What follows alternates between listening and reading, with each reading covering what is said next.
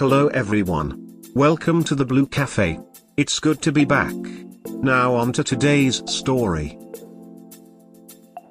What a police investigator taught me about doing the confrontation. Advice. The first thing he told me was, on small crimes less than homicide, the guilty rarely confess, and even if they do, they withhold a lot of information. So even if your partner admits to a one-night moment of weakness, they won't tell you about the 6 months of regular cheating. So, forget about getting a confession. By the time you're at this point, you're ready to press charges, so to speak, and you're just trying to get additional information to be used against them later. He also told me to start the confrontation with "I know more than you think I know, so start talking." The truth is the only thing that's gonna help you here. Don't let on how much you know. This is high stakes poker, so don't show your cards. He also said that even though you're gonna search her/his phone, expect to find nothing. It's either extremely well hidden or already deleted, unless they're just stupid. The guilty will hide their evidence in anticipation of the day the confrontation comes. What you need is to prove that the texts and call logs are missing. You see, you should be downloading the text records and calls from your service provider and familiar with the dates and times. Gaps where they didn't text the person is likely because they were with them at the time. This probably matches an absence. Remember, you want them to believe you know, but without playing out how limited your information is. Rarely will you have proof of them in the act. The confrontation. Ask them for their phone. They will protest this and demand to see your phone. Making similar accusations, do be prepared for scrutiny yourself. As expected, my wife did this, saying, "I don't even know your password, you won't tell me." Keep in mind, the guilty fear discovery. They'll be more concerned about what you're doing with their phone than going through your phone. So observe their level of interest in finding damning info on you. My wife barely scrolled the texts list and didn't even go into the pictures, which many guys keep. She was looking at the phone in my hand as I was scrolling through innocuous texts. "See, I don't know what you think I'm doing." Then I went to the phone icon, typed in his number and pressed the text icon. No messages. Big surprise, right? I went back to his contact and showed it to her and said, "Where's his texts at?" She was like, "We don't ever talk." I called BS and told her that just last month alone she had over 900 texts with him. Where are they? She acted incredulous, but she knew that number was probably pretty accurate. She admitted to deleting them. Partial truth, right? Because they were talking about how she wanted a divorce, but she wasn't ready to tell me yet. Don't give too many details, like how far back you suspected. You can give a little to add credibility that you already know everything. Knowing how many texts helped me because it was a hard fact and irrefutable, and sent the message I wasn't lying when I said I knew things. What I said above is how the guilty act. See, the guilty fear discovery. They will dodge, deflect, etc., even expect them to tell you where they went, but remember how much they tell you. If the details are vague and reaching, keep pressing for more information. Many lies are only minimally planned. They might be able to tell you about going to the bar with the friends, but they won't have much details, like how someone almost got punched, or who won at darts, etc. Spouses will tell you about their fun night with friends voluntarily, but the guilty spouse will want to know why you keep asking. As I said, they already know the confrontation is coming. So they're already planning their response. They're thinking to themselves, how would an innocent person handle this? This even goes for calling light attention to themselves. My adult daughter called my wife and accused her first. Wife then told me about the confrontation. 2 reasons: she had to talk to me first to steer the conversation in case my daughter called me. But also because the guilty think if they stand in the light a little, that the attention goes away. I was stupid and should have asked why our daughter thought that, like what specifically she said, etc. I should have even called my daughter. How would your innocent spouse respond if talking to you about someone else's accusations against them? They would likely welcome an opportunity to give unsolicited explanations in detail because they have a clean conscience. Now, think about how an innocent person handles the confrontation. They would likely be annoyed that you want to see their phone because there still is some expectation of a minor level of personal privacy. They would still surrender the phone without much fight.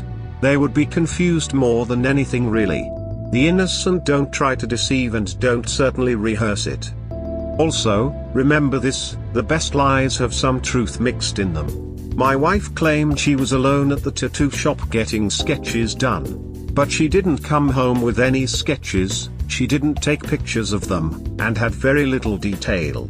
She showed me online pics of what she wanted. Her appointment was at 1, but she left the house at 11:30 and would have only needed 45 minutes to drive there. She came home about 6. Now, I believe she went to the tattoo parlor that day. But, I believe she went to his house first, they went together, got an appointment card for another appointment, future alibi?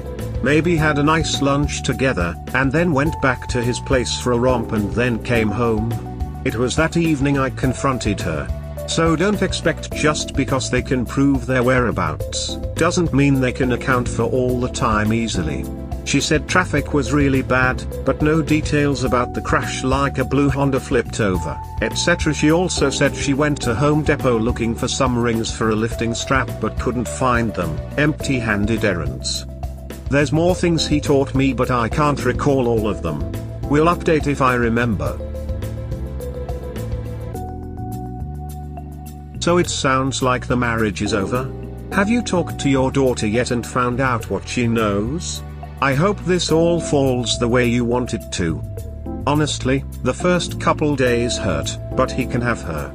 If our marriage was that bad, and it likely was because I have bad anger issues and walked out a lot, I hope he makes her happy. I love her, but I'm tired of losing sleep over her.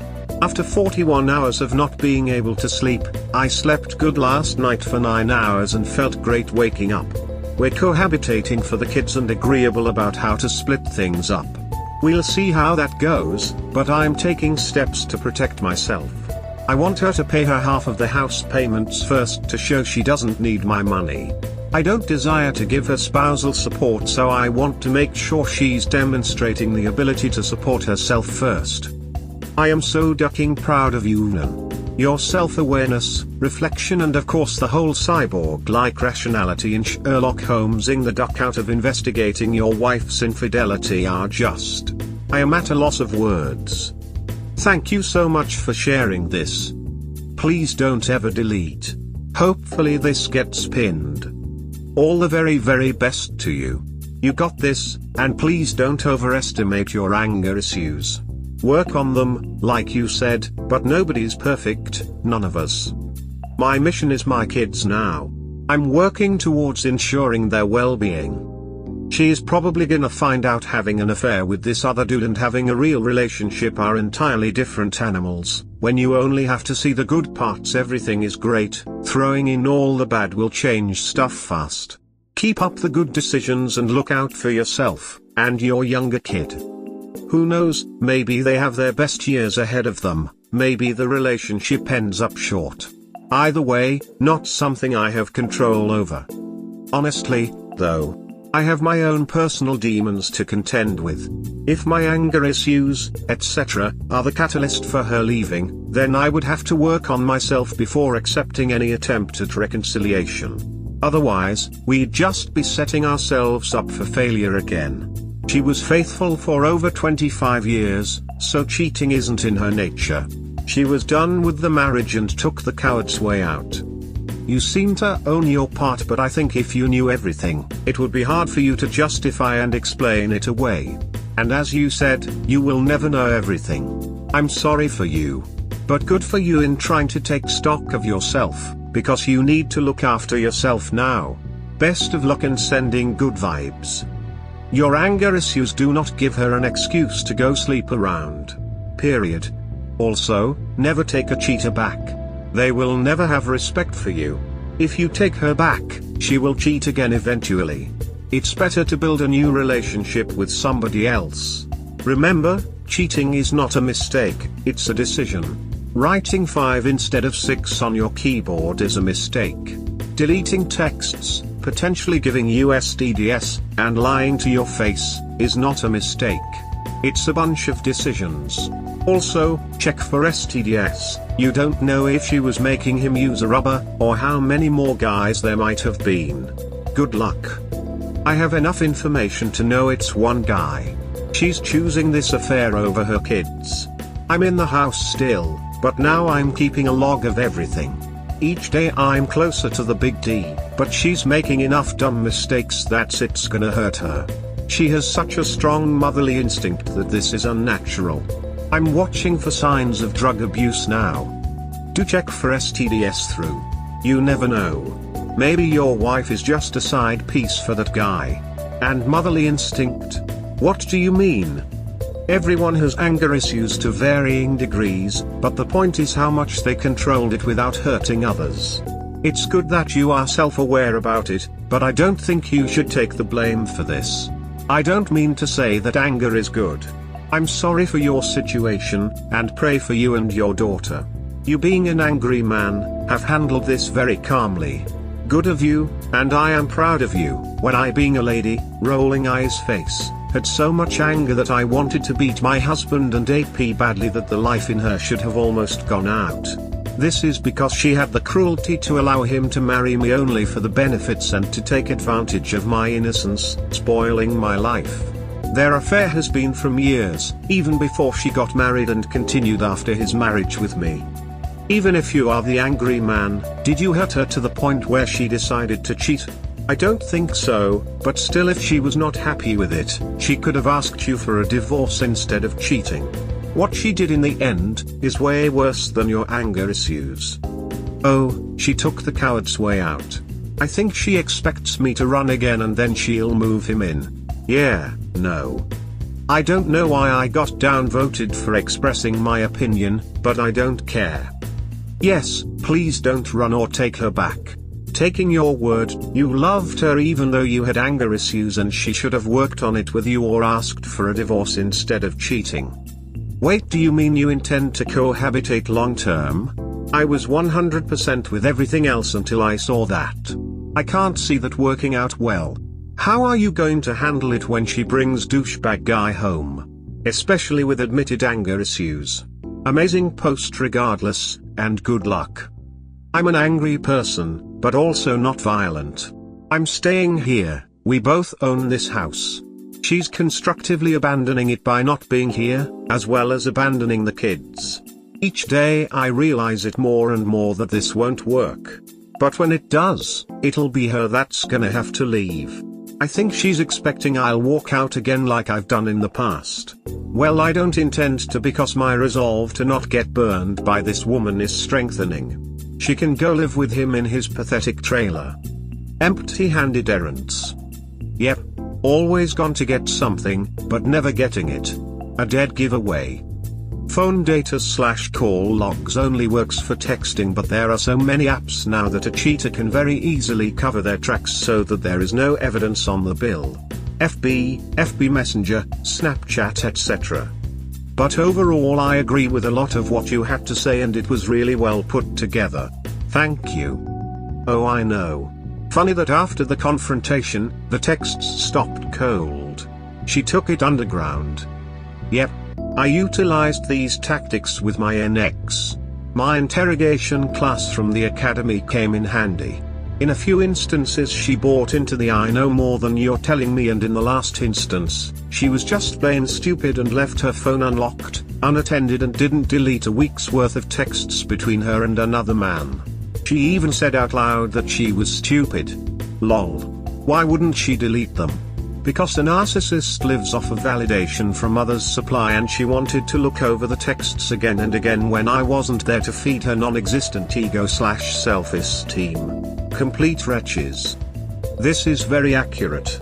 It's unfortunate that us victims in this group had to resort to being private investigators towards the ones we love. Just proves more that infidelity is one of the worst things one can do to another. I'm sorry you had to experience this. I had my experiences of doing research on how to get loved ones to reveal information. So much planning and tactics along with the heartbreak of watching them lie to your face repeatedly. The mental stress is crazy. It truly is. The saddest thing about infidelity is the broken trust carries over with us into new relationships and hinders the natural growth of healthy bonds, making it harder to fall in love again, being truthful and not suspicious. Sorry this happened to you, man. Hope the kids will be okay. May I ask if she has admitted to the affair? She won't, but I know she's done with the relationship, so in her mind she wouldn't feel she has an obligation to be honest anyways. Confessions come from those who seek to preserve the marriage, and she doesn't seek to preserve it. This wasn't a fling, this was her moving on. Also, if she did confess, I already know I'm not gonna get the full truth. It'll be the only one night's moment of weakness that somehow blames me, not the 6 months or however long. We hope you have enjoyed today's episode. Please comment, like and subscribe. Cheers. Have a wonderful day or night, wherever you are.